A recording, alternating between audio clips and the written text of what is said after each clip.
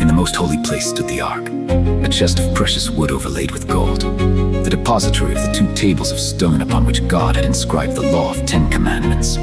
Above the ark, and forming the cover to the sacred chest, was the mercy seat, a magnificent piece of workmanship, surmounted by 2 cherubim, one at each end, and all wrought of solid gold. In this apartment, the divine presence was manifested in the cloud of glory between the cherubim.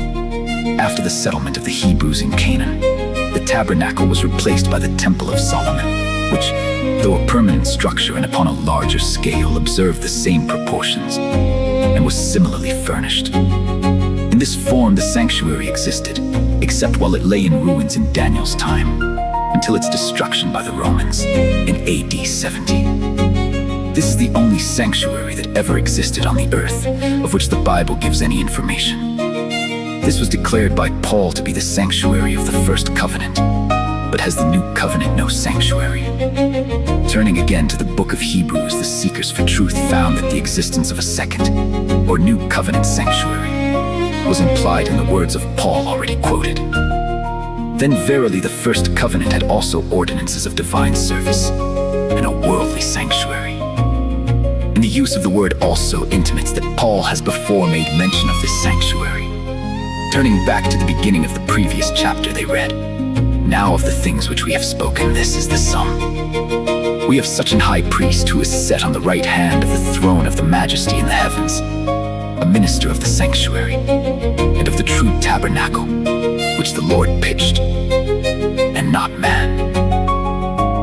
Hebrews chapter 8, verses 1 and 2.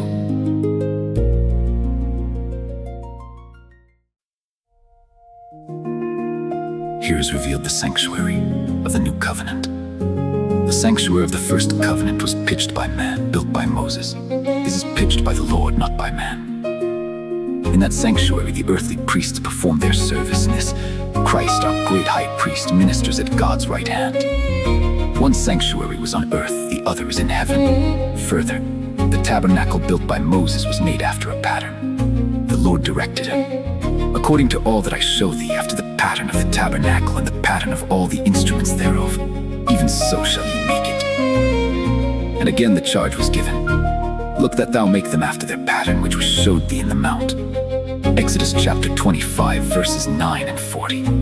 And Paul says that the first tabernacle was a figure for the time then present, in which were offered both gifts and sacrifices, that its holy places were patterns of things in the heavens, that the priests who offered gifts according to the law served unto the example and shadow of heavenly things, and that Christ is not entered into the holy places made with hands, which are the figures of the true, but into heaven itself, now to appear in the presence of God for us.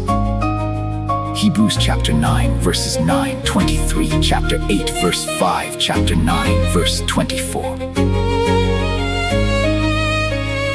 The sanctuary in heaven, in which Jesus ministers in our behalf, is the great original, of which the sanctuary built by Moses was a copy. God placed his spirit upon the builders of the earthly sanctuary.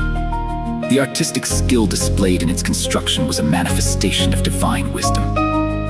The walls had the appearance of massive gold, reflecting in every direction the light of the 7 lamps of the golden candlestick. The table of shewbread and the altar of incense glittered like burnished gold. The gorgeous curtain which formed the ceiling, inwrought with figures of angels in blue and purple and scarlet, added to the beauty of the scene. And beyond the second veil was the holy Shekinah, the visible manifestation of God's glory, before which none but the high priest could enter and live.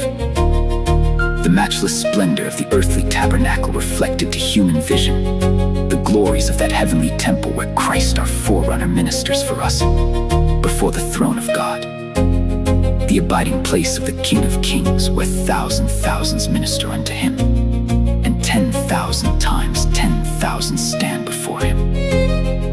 Daniel chapter 7, verse 10. That temple, filled with the glory of the eternal throne, where seraphim, its shining guardians, veil their faces in adoration, could find, in the most magnificent structure, ever reared by human hands, but a faint reflection of its vastness and glory.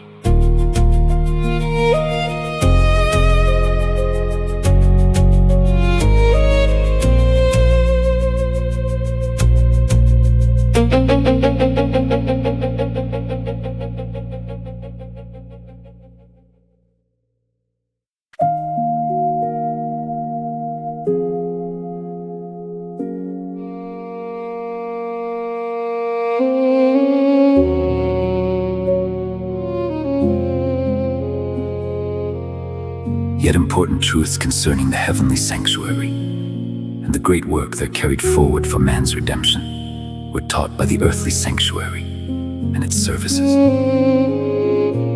The holy places of the sanctuary in heaven are represented by the two apartments in the sanctuary on earth. As in vision, the Apostle John was granted a view of the temple of God in heaven. He beheld there 7 lamps of fire burning before the throne. Revelation 4:5. He saw an angel having a golden censer, and there was given unto him much incense, that he should offer it with the prayers of all saints upon the golden altar which was before the throne. Revelation 8:3. Here the prophet was permitted to behold the first apartment of the sanctuary in heaven. And he saw there the 7 lamps of fire and the golden altar, represented by the golden candlestick and the altar of incense in the sanctuary on earth. Again, the temple of God was opened.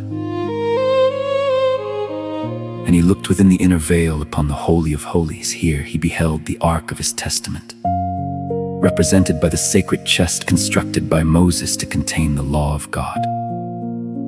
Thus those who were studying the subject found indisputable proof of the existence of a sanctuary in heaven. Moses made the earthly sanctuary after a pattern which was shown him. Paul teaches that that pattern was the true sanctuary which is in heaven. And John testifies that he saw it in heaven. In the temple in heaven, the dwelling place of God, his throne is established in righteousness and judgment. In the most holy place is his law, the great rule of right by which all mankind are tested. The ark that enshrines the tables of the law is covered with the mercy seat before which Christ pleads his blood in the sinner's behalf.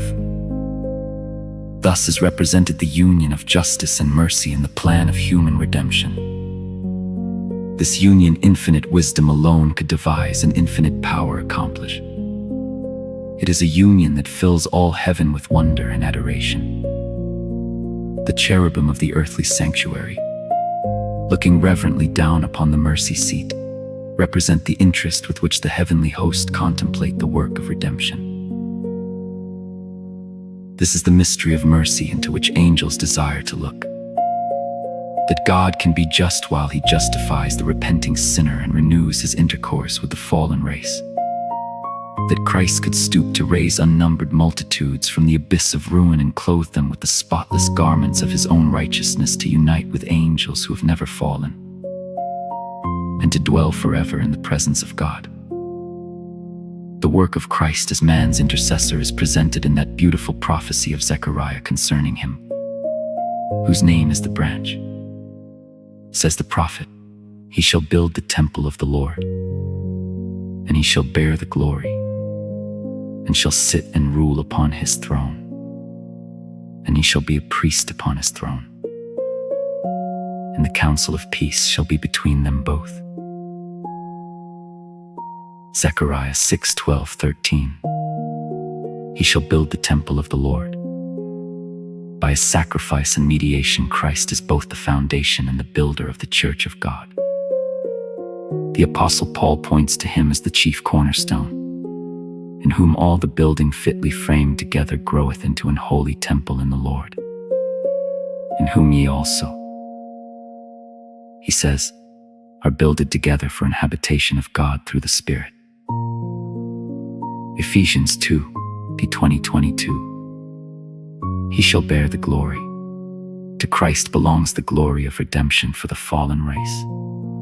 Through the eternal ages, the song of the ransomed ones will be, Unto him that loved us and washed us from our sins in his own blood, to him be glory and dominion forever and ever. Revelation 1:5-6. He shall sit and rule upon his throne, and he shall be a priest upon his throne, not now, upon the throne of his glory. The kingdom of glory has not yet been ushered in. Not until his work as a mediator shall be ended will God give unto him the throne of his father David, a kingdom of which there shall be no end. As a priest, Christ is now set down with the Father in his throne. Revelation 3:21. Upon the throne with the eternal self-existent one is he who hath borne our griefs and carried our sorrows, who was in all points tempted like as we are, yet without sin, that he might be able to succor them that are tempted. If any man sin, we have an advocate with the Father. Isaiah 53:4. Hebrews 15:1.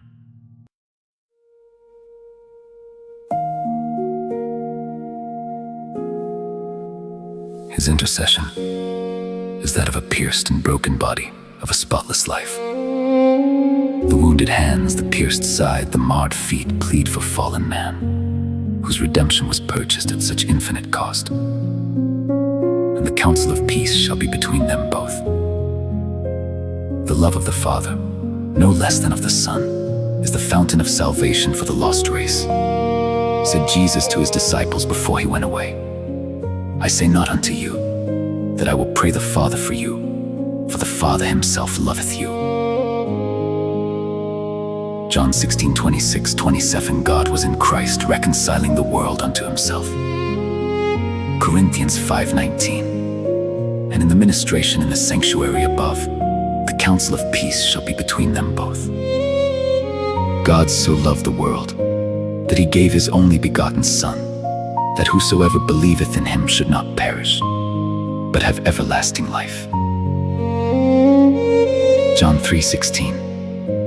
The question, what is the sanctuary, is clearly answered in the scriptures. The term sanctuary, as used in the Bible, refers first to the tabernacle built by Moses as a pattern of heavenly things, and secondly, to the true tabernacle in heaven, to which the earthly sanctuary pointed. At the death of Christ, the typical service ended. The true tabernacle in heaven is the sanctuary of the new covenant. And as the prophecy of Daniel 8:14 is fulfilled in this dispensation, the sanctuary to which it refers must be the sanctuary of the new covenant. At the termination of the 2300 days in 1844, there had been no sanctuary on earth for many centuries. Thus the prophecy, unto 2300 days, then shall the sanctuary be cleansed, unquestionably points to the sanctuary in heaven. But the most important question remains to be answered. What is the cleansing of the sanctuary? That there was such a service in connection with the earthly sanctuary is stated in the Old Testament scriptures. But can there be anything in heaven to be cleansed? In Hebrews 9, the cleansing of both the earthly and the heavenly sanctuary is plainly taught. Almost all things are by the law purged with blood, and without shedding of blood is no remission. It was therefore necessary that the patterns of things in the heavens should be purified with these, but the heavenly things themselves with better sacrifices than these. Even the precious blood of Christ.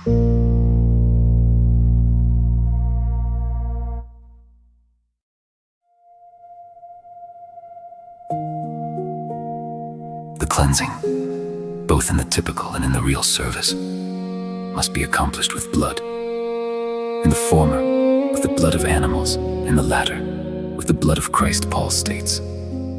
As the reason why this cleansing must be performed with blood, that without shedding of blood is no remission, or putting away of sin is the work to be accomplished. But how could there be sin connected with the sanctuary, either in heaven or upon the earth? This may be learned by reference to the symbolic service, for the priests who officiated on earth served unto the example and shadow of heavenly things. Hebrews 8:5. The ministration of the earthly sanctuary consisted of two divisions.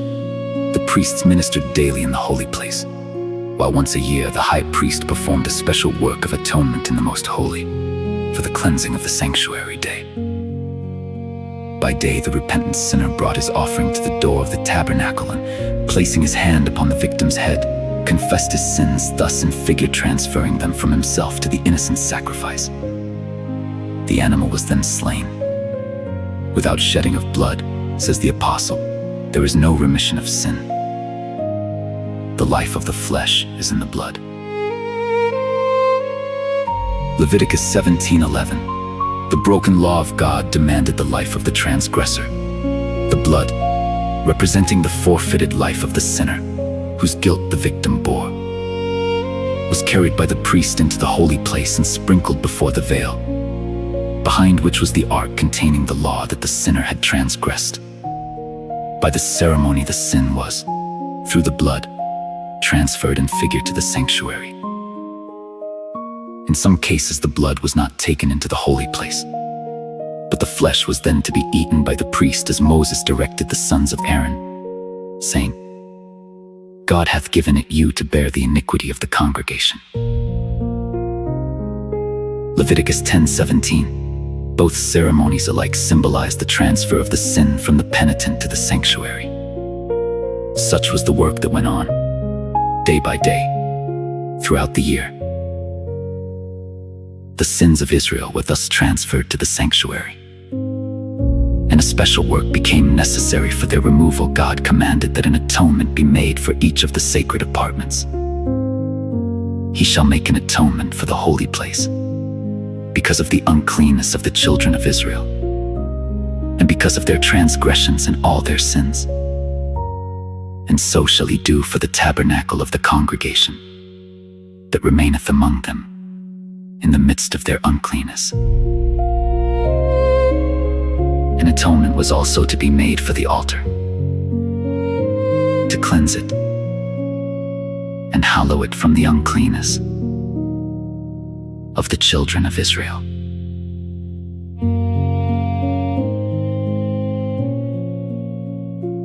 Leviticus 16, 19.